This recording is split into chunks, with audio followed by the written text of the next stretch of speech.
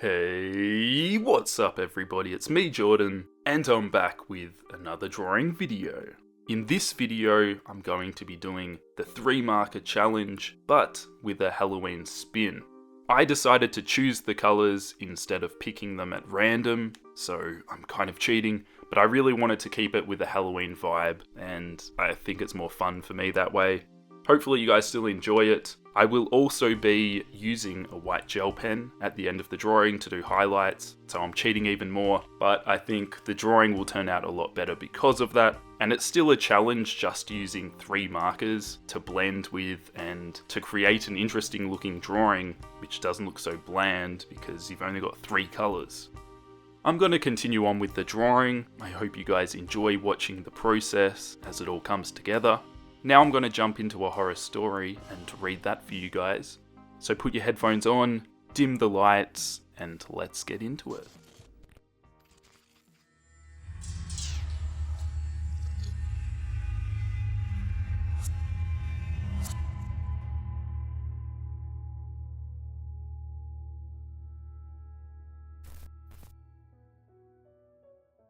Sunset had fallen on the countryside, and the warm day was fading with each passing moment. Vespers of an autumn breeze whispered through the fields, setting the amber stalks of corn into a sombre dance. Yet with each swaying step, 2 interlopers were revealed, standing stark and defiant against the motion of their surroundings. In seeing their still forms, one might almost believe that they never breathed nor blinked. Such was certainly the common belief, perhaps shared by the figures themselves, which made it all the more surprising when one of them spoke. "My arm hurts, Frank." The second figure remained motionless, though a flicker of expression may have crossed his face. "Frank, my arms hurt. Damn it, Jed." With a shuffling of cloth and straw, Frank turned to face his partner. "When they sent you here, they said you was the best choice.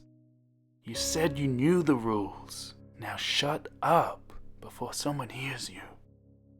Silence returned to the field, broken only by the rustling of currents through the corn. Even a nearby stream, which burbled happily in the hours of daylight, seemed to have hushed itself in preparation of the dusk. This night was an important one, and its task was all but sacred. "Who's gonna hear us, Frank?"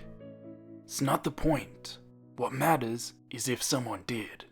We ain't supposed to talk." Jed considered this, though the contents of his head were hardly suited to higher reasoning.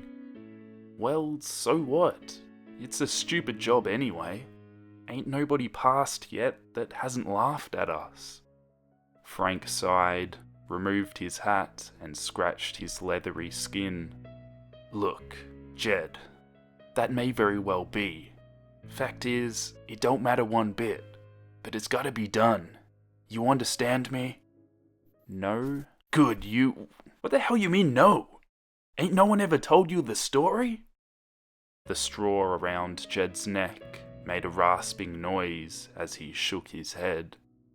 "Folks keep saying I'll learn it when I have the need. I've been starting to think that they don't even know it themselves." "Ah, they know it all right."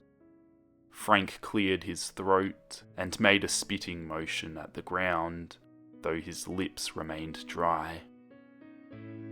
"They know it, sure as they know their own names.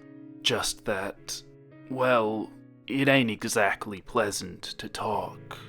He sighed again, as much from the frustration of having to speak as from the thought of his next words. "See, there was a time, so many years ago, when these fields were beset by a plague. Not a plague of illness, mind. No. This plague came as winged beasts from the sky. Black as night they were, with voices like something from a nightmare. Crows, whispered Jed, his eyes scanning what little of the horizon he could see beyond the cornfield. I've heard tell of them. Figured they were a children's tale. Frank shifted his weight, adjusting the rigid stick on which he rested his arms. That they may be, but there's truth in the stories. Crows are real enough, even if one scarcely hears of them in anything but legends these days.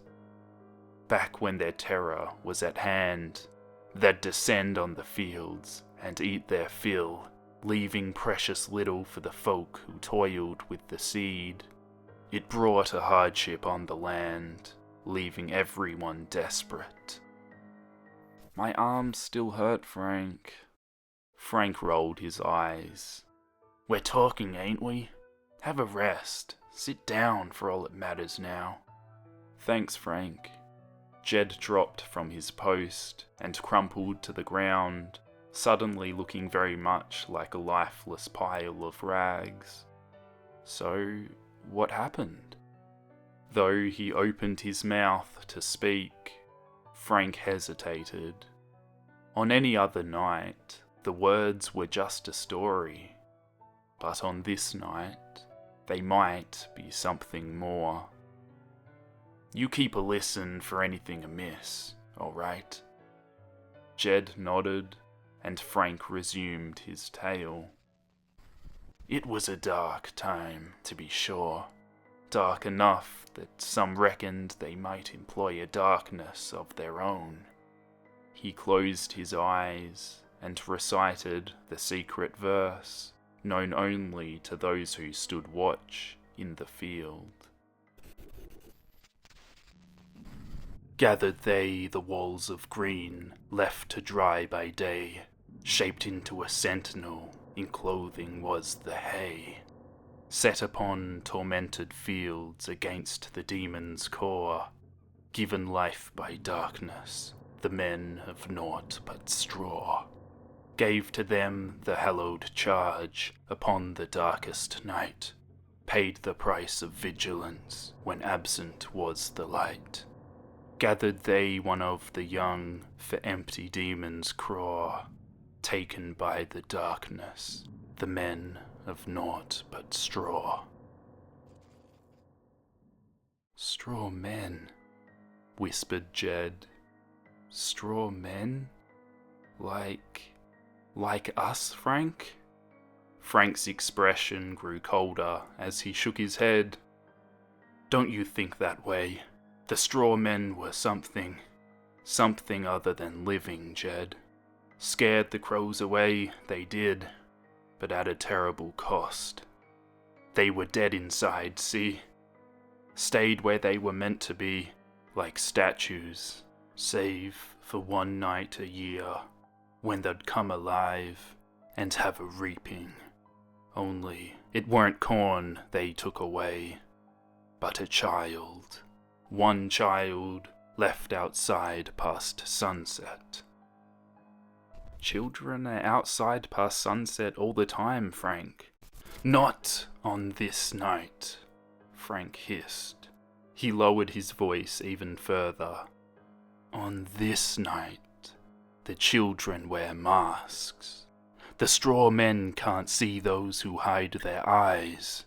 Not unless they look at the straw men first. Jed fell silent, chastised. The sky had darkened considerably, with only the most tenacious rays of dying light still passing the walls of corn. Somewhere in the distance, a woman's voice called out for her son. Hey, Frank.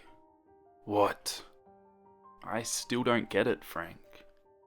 Frank sighed yet again. Don't get what? Why we're out here. Why we gotta stand here like this. Why folks laugh at us. I mean, we're straw men, right, Frank? In response, Frank launched a kick at his companion's leg. Ow! What did you do that for? If you was a straw man, Frank said. "Do you reckon that would have hurt? You're flesh and blood, Jed, so how could you be a straw man?" "Well, I mean, it's pretend, ain't it? I fill my clothes with straw and play make-believe, right?" Frank tapped a gloved hand against the side of his hat. "Up here, it might be pretend, but here," he thumped his fist against his chest, making his stuffed shirt crackle. "It's all real.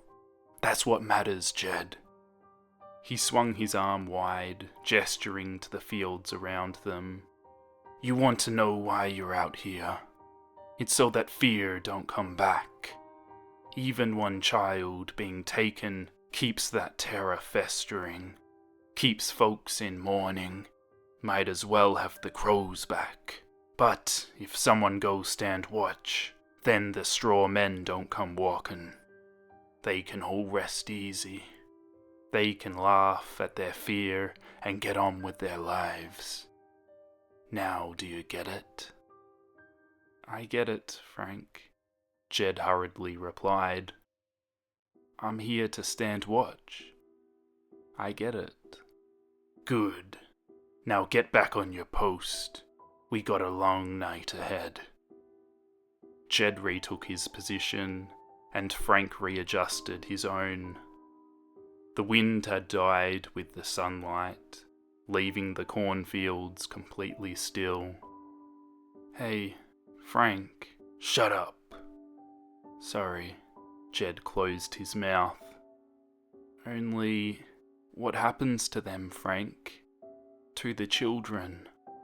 "What children?" "You know," pushed Jed. "The children that they take away." Frank turned to regard his companion. The poor boy was hardly out of his youth, with only the barest hint of stubble on his chin. Even in the darkness, an earnest innocence twinkled in his eyes. "You sure you want to know, Jed?" Jed turned to meet Frank's gaze. "Yeah, Frank, I'm sure." As he had done before, Frank reached up to remove his hat. Only this time, his entire head came away, revealing a yellow cluster of straw stemming from his shirt. "They become straw men, Jed. They become straw men."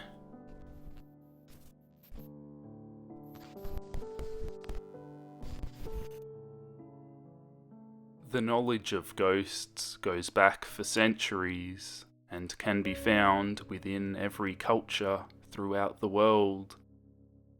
There is much information and material on the matter, yet plenty remains unknown and unproven. Scientific experiments have been conducted in the past